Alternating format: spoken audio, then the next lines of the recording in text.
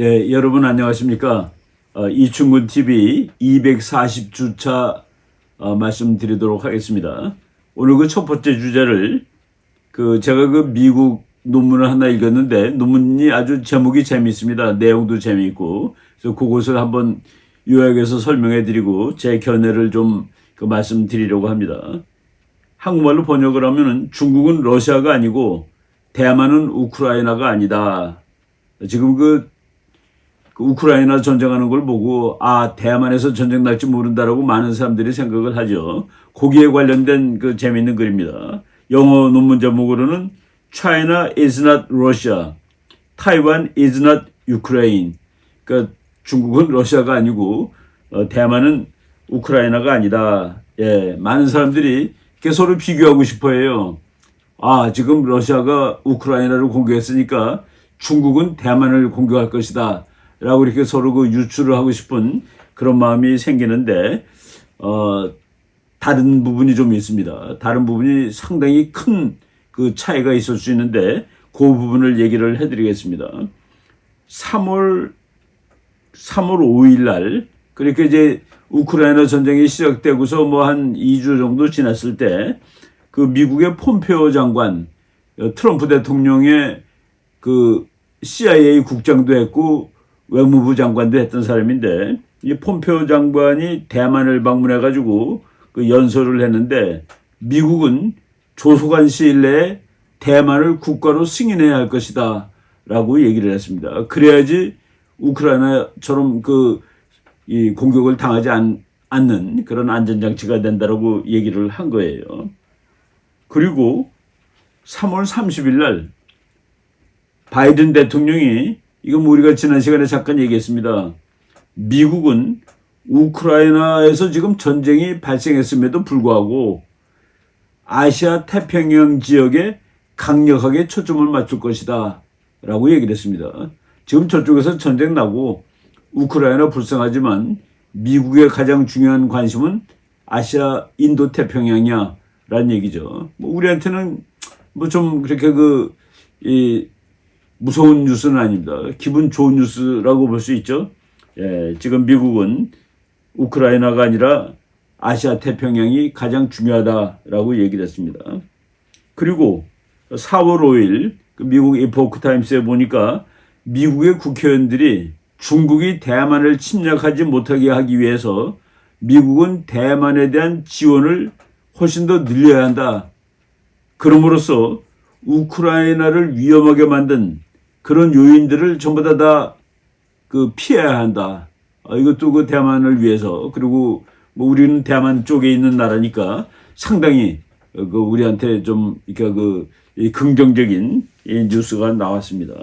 제가 이런 뉴스를 쭉 읽으면서 보니까 지금 바로 China is not Russia, 중국은 러시아가 아니고 타이완은 우크라이나가 아니다라는 미국의 아주 괜찮은 학자입니다. 앤드류 스코벨이라는 정치학 박사인데 지금 이 사람이 근무하는 곳은 USIP라고 그래가지고 US Institute 그리고 of International Peace 국제평화 미국 연구소 미국 국제평화 연구소라고 이제 말하면 되는데 여기 사진 있습니다. 앤드류 스코벨 정치학 박사고 미국 평화연구소의 이 선임 연구원인데 이 사람은 텍사스 A&M 대학교 정치학과 교수 됐고 랜드 연구소에서도 오랫동안 연구원으로 있었고 지금 이제 US Institute of Peace 미국 평화연구소 연구원으로 있으면서 중국 문제라든가 동아시아 문제를 이제 글을 많이 쓰는 그런 학자입니다. 콜롬비아 대학에서 이제 정치학 박사를 받은 분인데 이분이 이 대만하고 우크라이나는 다르다라는 것을 이제 이렇게 재밌게 썼습니다. 지금 우크라이나에서 전쟁하고 대만에서도 전쟁이 날지도 모른다라는 그런 것을 가지고 전쟁하는 이것이 전쟁 이론에 많이 있는데 belligerent irredentism이라는 용어가 있습니다. 호전적인 실지 회복주의. 이 땅은 내가 뺏긴 땅이야. 원래 우리 건데. 그러면 그 전쟁을 호전적인 실지 회복주의라고 합니다. 지금 국제사회에 보면은 그 영토 가지고 전쟁하는 곳이 너무나 많습니다. 예를 들어서 일본이 독도는 내 거야라고 그러면서 전쟁을 일으킨다면은 그것이 벨리저런트 이러덴티즘이라는 뭐 그런 말이 되겠죠. 뭐 서로 지가 자기 거라고 얘기를 하니까. 예. 그런데 지금 여기 뭐 사진 보니까 대만에 가면 그 100층짜리 아주 높은 빌딩, 유명한 빌딩 있죠. 거기에 그 중국 헬리콥터, 대만 헬리콥터들이 날아가는 그런 사진을 보이면서 지금 이제 그 뭐 신문에 논문에 난 그런 그 사진입니다. 시진핑의 중국은 푸틴의 러시아가 아니고 대만은 우크라이나가 아니다라는 그 이제 논문을 제가 읽어드리겠습니다. 뭐 이래 몇 군데로 이제 잘라져 있는데 첫 번째 챕터가 중국은 러시아가 아니다라고 되어 있습니다. 예. 여기서 그 우리들이 지금 중국이 대단히 못되게 구는 나라라고 이렇게 다 알고 있는데, 물론 못되게 굴고 있는데 푸틴처럼 아예 직접 군대를 파견해서 전쟁을 하는 그 비율로 보면은 중국은 푸틴에 비해서 대단히 얌전하다라고 이렇게 이 학자는 쓰고 있습니다. 푸틴은 여러 차례 해외 파병을 했다. 그루즈에도 파병을 했고 시리아에 파병했고 그리고 지금 우크라이나에 가서 전쟁하고 있고 카자흐스탄을 지원했고 그리고 여러 나라에 소련이 군사적으로 뭐 개입을 하거나 군사 반란을 지원한 그런 경험이 많습니다. 중국도 지금 최근 국경 너머에서 작전을 뭐 빈번히 하는 편이죠. 인도군하고 싸우고 뭐 가까다 이제 또 다른 데 넘어가고 그럽니다. 그러나 중국은 대규모 군사작전은 피하고 있는 나라다. 중국은 대규모 군사작전은 삼가하고 있는 나라다라고 얘기합니다. 그러면서 이 스코벨 박사는 중국이 한 군사적인 행동은 영어로 보면 프로보케이션. 이게 이제 그 뭐 남의 성질을 긁는 거예요. 콘프런테이션. 이것도 전쟁은 아니고 그냥 서로 엉기고 싸우고 그런 정도죠. 바이올런트 클래시스. 뭐 인도군하고 몽둥이 가지고 싸운 거. 그러니까 중국이 군사력이 한 일은 프로보케이션, 콘프런테이션, 바이올런트 클래시지 워가 아니다 이겁니다. 전쟁이 아니다는 그런 얘기예요. 중국은 러시아와는 달리 1979년 베트남 이래 대규모 개입, 침략 혹은 점령 등 대규모 군사작전을 하지 않았던 나라다. 그리고 중국이 큰 군사작전을 한 지는 40년도 넘었다. 그러니까 40년 동안 비교적 조용히 산 나라이기 때문에 그 푸틴이 하는 거랑 시진핑이 하는 거랑은 스타일이 다르다라고 얘기를 한 겁니다. 1990년에 이제 소련이 망하고 러시아가 됐죠. 그러니까 냉전 끝난 지 지금 32년째가 되는데 그 냉전이 끝난 이후에 중국이 군사력을 가장 많이 파견하고 또 많이 외국에 나가서 중국 군사력이 작전한 것은 유엔 평화유지군이다라고 얘기를 하는 겁니다. 그러니까 중국은 전쟁을 해본 나라가 아니다라는 식으로 얘기한 거예요. 러시아는 해외에 군사기지가 20개가 넘습니다. 중국이 해외에 군사기지가 하나 있습니다. 지부티라는 저쪽 중동에 조그만 기지 하나 있어요. 2017년에 나간 기지가 있는데 물론 이제 미국은 이거를 대단히 과장하고 중국이 이제 전 세계적인 제국주의 국가가 됐다라고 하는데 지금 이 스코벨 박사는 중국은 해외에 기지가 하나밖에 없다. 그리고 중국 기지가 몇 군데 더 있어요. 우리가 그 중국이 남진아해 그 바다에 있는 이상한 섬에다가 비행장 만들어 놓고 그러는데 중국은 이게 무슨 군사기지냐. 중국은 공식적으로 기지라고 인정을 하지 않는 것이 몇 개 더 있습니다. 그러니까 러시아보다 군사적으로 훨씬 덜 해외에 진출해 있다라고 얘기를 하는 겁니다. 중국이 약소국에 대해서 근육을 과시합니다. 그러니까 머슬이라고 그러죠. 이 강대국들이 막 힘 자랑하는 거. 근육을 휘두르는 것은 사실이고 북경이라든가 티베트, 신장, 홍콩 그리고 중국 주변에서 행패를 부리는데 그 행패 부리는 걸 잘 보니까 길을 만든다거나 벙커를 만든다거나 무인도에 비행장 까는 거 이런 거 정도지 가서 군사력으로 상대방하고 전쟁한 적은 없다. 상대방하고 충돌한 것 중에서 가장 큰 것이 최근에 인도군과 충돌했고 그리고 베트남하고 필리핀과 바다에서 배 가지고 서로 으르렁거린 것인지 직접 전투를 하진 않았다. 그러니까 푸틴하고 시진핑을 이렇게 놓고 봤을 때 푸틴이 훨씬 더 공격적이다 이런 겁니다. 이 스코벨 박사가 쓴 거예요. 푸틴은 세상을 주기적으로 경멸했다. 그냥 항상 그러니까 때를 맞춰서 경멸하는 겁니다. 여기서 그 용어를 그 서양 사람들은 엄지손가락을 코에 대고 뭐 손 4개 가지고 뭐 이러는 거가 상대방을 아주 모욕 주는 건데 세상에 대해서 그런 일을 자주 했다.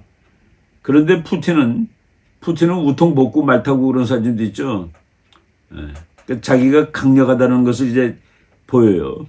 여러분 시진핑이 그 말 타고 우통 벗고 그런 사진은 없습니다. 시진핑은 이미지 관리를 해요. 점잖은 정치가의 이미지를 계속 추구하고 있다. 그러니까 스타일이 다르다 이겁니다. 그리고 푸틴과 달리 중국은 자기 나라가 미국과 같이 세계를 끌어갈 수 있다는 것을 계속 강조를 합니다. 그렇죠? 중국이 그래갖고 뭐 공제연구소 같은 거 세계 갖다 놓고 중국이 세계를 끌어가도 평화로운 세계가 된다라고 이제 애쓰는 거죠. 그리고 세상 지구를 위해서 건설적인 국가인 것처럼 애를 씁니다. 그래서 그러기 위해서 외교적인 노력도 합니다. 1대1로 그리고 뭐 아시아 인프라 개발은행 이런 것들이 전부 다 중국은 그 푸틴과 달리 그래도 우리는 세계를 위해서 뭐를 할 수 있어. 그리고 우리는 깡패가 아니야. 푸틴하고 스타일이 다르게 시진핑은 행동했다. 즉 중국은 자신이 미국을 대처할 글로벌 리더가 될 수 있다. 그리고 글로벌 리더인 것처럼 보이려고 노력한다. 근데 그게 문제다 이겁니다. 그러니까 푸틴은 그냥 동네 깡패예요. 그런데 시진핑은 점잖게 하면서 미국 네 자리 내놔라고 지금 얘기를 하는 겁니다. 거기서 이제 문제의 본질적인 차이가 나오는 거죠. 푸틴은 자기가 미국을 대체하는 나라가 되겠다라는 말로도 그런 얘기 안 하고 행동으로도 그렇지 않습니다. 그런데 시진핑은 점잖게 나는 미국을 대체할 거야. 그래서 점잖아 보이지만은 미국이 더 신경 쓰는 그런 행동을 한다. 이건 제가 이제 얘기를 했죠. 우크라이나 전쟁이 대만에서의 전쟁과 다른 거는 우크라이나 전쟁은 러시아가 미국의 패권을 뺏으려고 벌린 전쟁은 아닌데 대만에서 전쟁이 일어나면은 그것은 미국의 패권에 대한 직접 도전이 될 거다라고 얘기한 적이 있었습니다. 푸틴은 이제 그 전쟁하기 전에 중국과 전략적 파트너십을 갖겠다라고 이제 생각을 하고 노력을 했습니다. 그런데 지금 러시아하고 중국과의 관계는 동맹이라고 착각하시면 안 됩니다. 두 나라는 전쟁 나면은 양국 군대가 가서 상대방을 도와준다는 약속은 절대로 하지 않습니다. 그래서 그냥 그래 너가 싸우는데 내가 마음으로 지지해 그 정도지 내가 너를 군사력으로 도와주겠다는 아니다라고 얘기하는 겁니다. 다만 그 중국과 러시아가 서로 사이좋게 지내는 거는 둘 다 이제 미국과 관계가 나쁘죠. 그러니까 미국과의 관계가 나쁜 상황에 대한 어떤 그 안전장치 정도의 역할을 하는 거예요. 유용한 장치가 된다. 그런데 지금 푸틴이 우크라이나를 침략한 것은 중국은 어떻게 생각할까? 대단히 불편하게 생각한다가 이 스코벨 박사의 얘기입니다. 중국은 푸틴을 화나게 하기를 원치 않지만, 그러니까 야, 너 잘못했어라고 말은 안 해요. 동시에 미국과 유럽이 화나는 것도 싫다 이겁니다. 그러니까 양쪽 눈치를 다 보는 거예요. 그래서 중국이 대단히 어정쩡한 태도를 취하고 있습니다. 평화를 원한다고 얘기하면서 푸틴 보고 철수하라는 얘기는 안 해요. 비난도 안 합니다. 그리고 2월 4일 날 그 올림픽을 바로 그 앞이죠. 그때 푸틴하고 시진핑이 공동 성명을 냈는데 애써서 우크라이나에 관한 언급은 전혀 하지도 않았습니다. 한마디 했는데 이 올림픽이 끝난 다음에 공격해 주세요라고 얘기했을 뿐이라고 이제 다 나오고 있습니다. 그래서 러시아가 지금 우크라이나를 공격한 거가 그 중국은 되게 피곤합니다. 우크라이나에서 중국 돈 벌어요. 1대1로 중에서 유럽 나라 중에서 중국의 1대1로 정책에 그래도 꽤 적극적으로 협조하는 나라가 우크라이나입니다. 그리고 우크라이나가 무기를 많이 만드는데 그거를 중국이 많이 사옵니다. 그래서 경제 관계가 있는데 지금 말을 못하는 거예요. 그리고 우크라이나에 중국이 뭐 여러 가지 팔아먹고 그러는데 그걸 러시아가 가져가 버리면 그것도 또 골치 아픈 일이 되는 것이죠. 예. 그리고 중국이 입만 열면 하는 외교 정책이 있습니다. 대만 때문에 이 세상 어떤 나라도 어느 나라의 영토 문제에 개입하면 안 된다. 대만은 중국의 고유한 영토다. 신강은 중국의 고유한 영토다. 이거 미국이 건드리면 절대 안 돼. 라는 원칙을 외교정책 원칙으로 갖고 있는데 자기의 친구 푸틴이 다른 나라 영토를 가서 건드려 버린 꼴이 되니까 그 좀 애매모호한 이런 입장에 처해 있다라는 얘기입니다. 그래서 그 대만하고 시진핑하고 푸틴은 이렇게 다르다. 그 이제 이 논문의 첫 번째 챕터 1입니다. 1장입니다.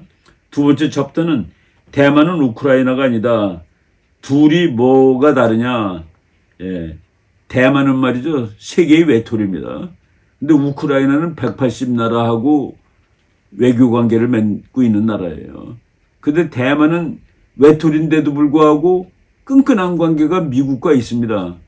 그런데 우크라이나는 세계 180국하고 뭐 외교 관계를 맺고 유엔의 회원국임에도 불구하고 그것들이 전부 다 시원치가 않아요. 유럽도 제대로 안 도와주려고 그러고 미국도 별로 없고 그래서 그 외교적인 입지가 다름에도 불구하고 대만이 훨씬 더 안전한 바이든이 전쟁하기 전에 우크라이나 전쟁 나기 전에 노골적으로 난 이 연설을 왜 했는지 지금도 이해가 안 갑니다. 미국군이 우크라이나에 갈 일은 없을 것이다. 물론 나중에 이제 뭐 말을 실수해가지고 폴란드에 있는 미군한테 당신네들 거기 가게 되면은 우크라이나 사람 잘 싸우는 거 보게 될 거요라고 말했다가 또 야단 법석이 났었죠. 예. 바이든은 우크라이나를 도와주는 것이 아니라 우크라이나 분쟁이 유럽으로 퍼져나가는 것을 막는데 오히려 신경을 쓰고 있습니다. 나토에 무기도 갖다 주고 군대도 보내고 그러는데 그런데 대만은 미국이 직접 간섭하는 그런 나라다라고 이제 이 스코벨 박사가 쓰고 있어요. 그리고 우크라이나를 이 푸틴이 밀고 들어갈 때는 별로 이렇게 그 반박이 없었습니다. 그래서 들어가기도 좋았어요. 육지를 탱크가 밀고 들어가는 거니까. 그래서 우크라이나 전쟁 첫 번째 파트를 보면은 러시아 탱크가 그냥 반격도 안 받고 쭉 그냥 들어가는 겁니다. 그런데 시진핑의 그 강요들은 대만은 세계 최강의 미국으로부터 군사적 지원을 받을 것이 확실하다고 믿고 있는 겁니다. 그래서 더 주저하는 거예요. 그 중공군은 대만을 침략할 경우 미국이 신속하고 결정적으로 개입할 것이라고 그 상황을 가정하고 있다. 그래서 미국과 대만 관계는 공식적으로는 관계가 없어요. 동맹국도 아닙니다. 그리고 나라도 아니에요. 미국은 하나의 중국 정책을 그래도 따르고 있죠. 예, 그럼에도 불구하고 중공은 대만과 전쟁할 때 미국이 개입할 것이다라고 이렇게 항상 생각하고 있는 겁니다. 그래서 미국은 그 중국이 그렇게 생각하고 있다는 것만 유지하면은 대만에 대한 중국의 침공을 막을 수가 있다. 억제를 할 수가 있다라고 보는 것이죠. 근데 왜 법적으로는 대만하고 미국하고 별로 관계가 없는데 중국 사람들은 왜 대만을 공격할 때 미국이 참전할 것을 가정할까? 예.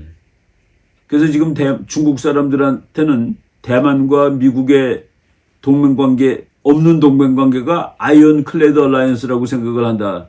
정말 철통 같은 동맹이라고 생각하고 있다. 그 이유가 적어도 두 가지는 된다라고 이 교수가 얘기하고 있습니다. 그동안 1979년에 대만을 이제 사실은 버렸죠, 미국이. 그럼에도 불구하고 대만관계법이라는 것을 만들어가지고 대만은 다른 나라가 침략하면 안 된다라고 선언을 했고 그리고 대만한테 계속 무기를 팔아왔다라는 얘기입니다.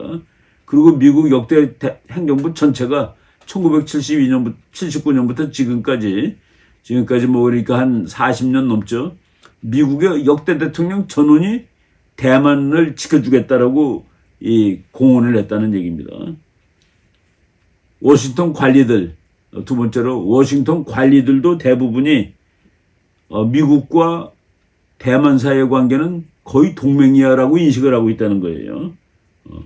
그 문장에 대한 해석들이 다르지만은 압도적 다수의 미국 정치 군사 지도자들이 대만 관계법은 사실상 대만과 미국이 동맹임을 과시하고 있다고 믿는데요. 바로 이렇게 믿는 게 더 중요하죠. 미국하고 이스라엘 사이에는 종이 한 장이 없습니다. 그런데 세계에서 가장 끈끈한 동맹은 미국과 이스라엘 동맹입니다. 그래서 그거를 뭐 신앙 동맹이라고 얘기할 정도로 그렇게 끈끈한 동맹인데 대만과 미국 사이의 관계가 그런 모습을 나타내고 있다라고 얘기합니다. 최근 중국의 공격적 행동, 중국이 이제 시진핑 대통령이 좀 세게 나가고 있어요. 그래서 미국 사람들이 대만은 정말 지켜줘야 된다는 마음을 오히려 더 굳게 하고 있다 이겁니다. 그리고 최근에 대만이 민주국가가 되고 특히 여자 총통이 대통령 하는 그 모습을 보고서 미국 사람들이 저 나라는 우리가 도와줘야 되는 나라야 라는 그런 그 심리적인 인식을 하고 있다라는 그 말을 쓰고 있습니다. 그래서 대만은 우크라이나와 달리 국제 무대에서 뭐 어떤 그 외교적으로 참 불리한 나라예요. 그럼에도 불구하고 미국과 아주 긴밀한 관계를 가지고 있고 그리고 세계와도 대만은 비록 국교 관계는 없음에도 불구하고 아주 잘하고 있다. 그래서 이 사람이 영어로는 이렇게 표현했습니다. Taiwan's pragmatic ingenuity. 대만이 아주 이 pragmatic, 현실적으로 아주 재주가 있는 그런 외교를 벌여가지고 지금 외교 상황이 우크라이나보다 훨씬 못함에도 불구하고 전쟁을 방지하는 그런 억제력이 더 크다라고 얘기를 했습니다. 그래서 그 유럽은 국가들이 우크라이나를 도와주지 않고 뭐 나토에도 가입시키지 않고 그냥 유엔 회원국이고 뭐 그것만 커요. 그러니까 허세는 많은데 대만은 외교적으로 이렇게 폼은 안 나지만은 그래도 실제적으로 전쟁을 억제하는 데는 대만이 훨씬 유리한 상황이다라고 이제 얘기를 하고 있습니다. 그리고 China is China and Taiwan is Taiwan. 중국은 중국이고 대만은 대만이다.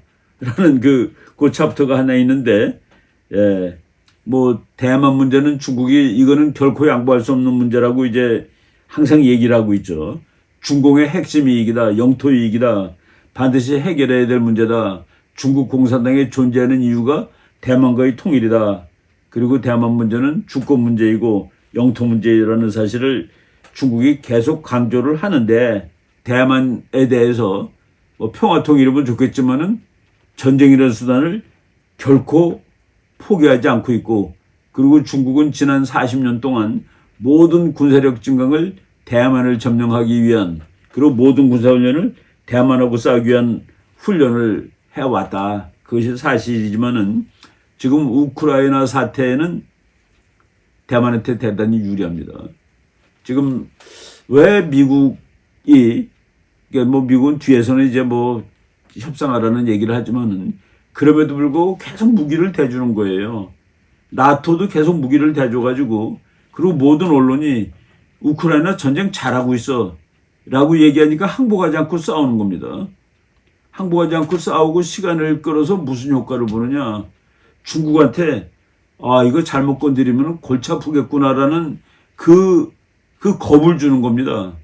그러니까 미국이라든가 유럽이 야, 우크라이나 정말 잘하고 있는 거야 라고 하는 것도 정치적인 목적이 있는데 그것은 시진핑 너 대만 건드리면 봐라. 푸틴이 우크라이나에 들어서 그 쩔쩔매는 거 대만은 훨씬 더 그래. 그러니까 공격을 아예 하지 마라 라는 그런 효과를 주고 있다라고 이제 분석을 하는데 그것도 참 재미있는 분석이고 올바른 분석입니다. 그래서 젤렌스키가 잘 버티면 버틸수록 시진핑이가 대만을 공격할 가능성은 줄어든다라는 그거가 이제 이 마지막 내용인데 사실은 어려워요. 그 소련 탱크가 우크라이나에 들어가는 건 아주 좋습니다. 거기 산맥도 그냥 평야를 그냥 간 거예요. 그런데 중국이 대만을 침공하기 위해서는 배 타고 가야 됩니다. 배 타고 가야 되기 때문에, 그리고 그건 육군, 해군, 공군이 다 필요해요. 그러니까 이제 공군하고 해군이 대만에 육군을 실어다 놓으면은 육군이 가서 싸워야 되는데, 이 모든 3군이 다 싸워야 되는데, 중국이 1950년 이래 상륙전을 해본 경험이 없습니다. 그러니까 70년 동안 상륙작전을 해보지 않은 나라예요. 그래서 과연 할 수 있을까? 뭐 베이징이 전부 다 계산을 다 하고 그러지만은 여러 가지 조건으로 어렵다라는 얘기를 하고 있는 겁니다. 예, 이 스코벨 박사의 그 논문이 이런데, 제가 이것을 제 나름대로 한번 요약을 해보면은 네 관점입니다. 1. 러시아의 도전은 미국에 대한 패권 도전이 아니다. 그렇지만 중국의 도전은 미국에 대한 패권 도전이다. 그래서 우크라이나에서는 미국이 구경하고 있지만은 대만에서 도전이 일어났을 때 구경만 하고 있지 않을 것이다. 두 번째, 중국이 대만을 장악하는 것은 중국이 아시아 챔피언이 되는 일이다. 그리고 중국이 아시아 패권을 장악하고 아시아의 해로를 장악하는 일이다. 그렇기 때문에 일본이나 호주, 인도 같은 큼직한 나라들이 결코 가만히 있을 수 있는 일이 아니다. 이미 일본은 중국의 대만 침공 시 참전하겠다고 말했다. 세 번째, 그래서 우크라이나는 나토나 미국의 사활적인 이익이 아니지만 대만은 미국의 사활적인 이익이 된다. 대만이 중국한테 넘어갈 경우에 경제적으로 그 해로 안보라든가 힘의 균형에서 중국이 훨씬 유리하게 되기 때문에 미국이 가만히 있을 수 없습니다. 그리고 군사적인 측면에서 미국 해군과 공군은 중국 해군과 공군보다 현재 훨씬 막강하다. 그리고 가서 막기가 좋아요. 육군이 싸우는 건 좀 너무 가까워 보이는데, 해군이 싸우는 거는 기계와 기계가 맞붙는 것처럼 되어 있습니다. 그래서 대만 해협에 미국 해군이 들어가 있으면은 이것은 마치 우크라이나에 미군 부대가 몇백 명, 몇천 명 들어가 있는 거랑 똑같은 효과를 낼 수 있습니다. 그래서 그 대만이 공격받을 확률은 우크라이나가 공격받을 확률보다 적다. 결론, 대만과 우크라이나는 다르다. 중국과 러시아도 다르다. 이 말 맞아요. 대만 침공의 가능성은 러시아가 우크라이나에서 지금 헤매고 있는 기간이 길어질수록 중국이 대만을 침략할 가능성은 적어진다라고 말씀을 드릴 수 있습니다. 우리가 뭐 100% 예측은 못하지만은 우리가 국제정치 이론 그리고 전쟁 이론 가지고서 이 정도 예측을 할 수 있을 것 같다라고 말씀을 드리겠습니다. 오늘 강의 이 정도 하고 광고 하나 하겠습니다. 제가 이제 대통령 선거도 다 이제 끝나고, 그래서 다시 우리 젊은이들을 교육을 해야 되겠다라고 해가지고 이제 매주 토요일 오후마다 청년 대상 특별 초청 강좌라고 해갖고 제가 100분 정도 12시 40분 점심 먹자마자부터 100분 2시간 정도 이제 국제 정치를 강의할 예정으로 있습니다. 여기서 청년이라는 것은 나이가 규정이 없습니다. 우리나라를 사랑하고 그리고 세상 돌아가는 것을 알고 싶은 누구도 다 환영을 합니다. 그래서 4월 9일부터 매주 토요일 오후 제가 거의 매주마다 빠지지 않고 할 예정으로 있습니다. 특별히 제가 다른 외국을 방문한다든가 이런 일이 없는 한 이제 계속 할 텐데, 장소가 종로구 인사동 5길 26번지, 요거 이제 화면으로 비춰줄 겁니다. 홍익빌딩이라는 건물에 지난번에 국민혁명당이라는 당에서 선거운동 했던 사무실 빌렸는데, 사무실을 이제 공부방으로 개조를 했습니다. 강의할 수 있도록. 그래서 많은 분들 와서 강의를 같이 공부하고 들었으면 좋겠습니다. 네, 이것도 이제 우리가 방송으로 다 올릴 예정으로 있습니다. 네, 여러분 고맙습니다. 네, 또 뵙겠습니다.